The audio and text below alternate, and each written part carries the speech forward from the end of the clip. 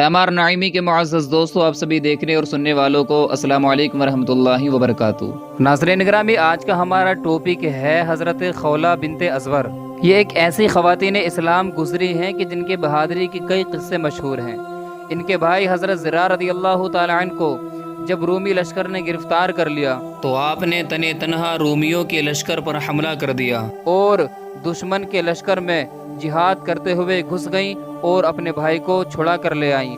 یہ بات دیکھ کر حضرت خالد بن ولید رضی اللہ تعالی عنہ نے بھی آپ کو داد و تحسین سے نوازا۔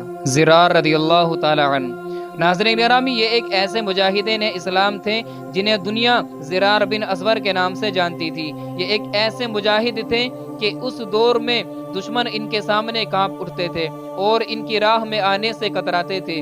جنگ ہوتی تھی تو سارے دشمن اور فوجی زرہ اور جنگی لباس پہن کر جنگ لڑتے تھے، لیکن آفری حضرت زرار رضی اللہ تعالی عنہ پر کہ زرہ تو درکنار اپنا کرتا بھی اتار دیتے تھے۔ لمبے بال لہراتے چمکتے بدن کے ساتھ جب میدان میں اترتے تھے تو ان کے پیچھے دھول نظر آتی تھی اور ان کے آگے لاشیں۔ اتنی پھرتی، تیزی اور بہادری سے لڑتے تھے کہ دشمن کی صفیں چیر کر نکل جاتے تھے۔ ان کی بہادری پر بے شمار مرتبہ حضرت خالد بن ولید رضی اللہ تعالی عنہ کو تعریف کرنے اور انعام و اکرام دینے پر مجبور کیا۔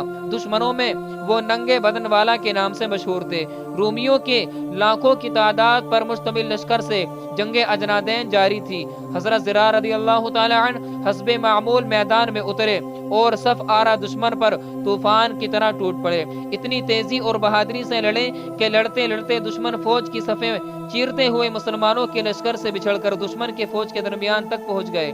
دشمن نے انہیں اپنے درمیان دیکھا تو ان کو نرغے میں لے کر بڑی مشکل سے قید کر لیا۔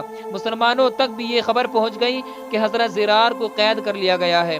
حضرت خالد بن ولید نے اپنی فوج کے بہادر نوجوانوں کا دستہ تیار کیا اور حضرت زرار کو آزاد کروانے کے لیے ہدایات وغیرہ دینے لگے۔ اتنے میں انہوں نے ایک نقاب پوش سوار کو دیکھا جو گرد اڑاتا دشمن کی فوج پر حملہ آور ہونے جا رہا ہے۔ اس سوار نے اتنی تند خوبی اور غضبناکی سے حملہ کیا کہ اس کے سامنے سے دشمن پیچھے ہٹنے پر مجبور ہو گیا۔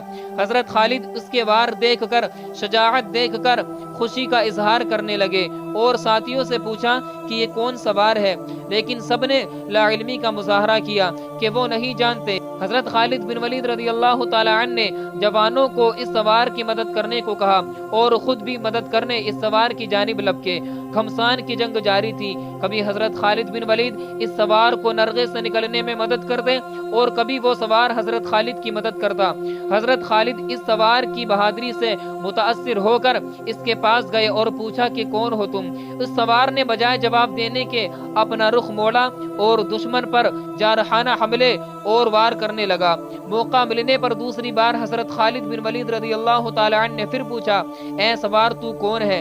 اس سوار نے پھر جواب دینے کی بجائے رخ بدل کر دشمن پر حملہ کر دیا۔ تیسری بار حضرت خالد بن ولید نے اس سوار سے کہا کہ اللہ کا واسطہ دے کر پوچھ رہا ہوں کہ اے بہادر تو کون ہے اور کہاں سے آیا ہے؟ آخر تیری پہچان کیا ہے؟ تو نقاب کے پیچھے سے نسوانی آواز آئی کہ میں زرار کی بہن خولہ بنت ازور ہوں اور اس وقت تک چین سے نہیں بیٹھوں گی جب تک اپنے بھائی کو آزاد نہیں کروا لیتی۔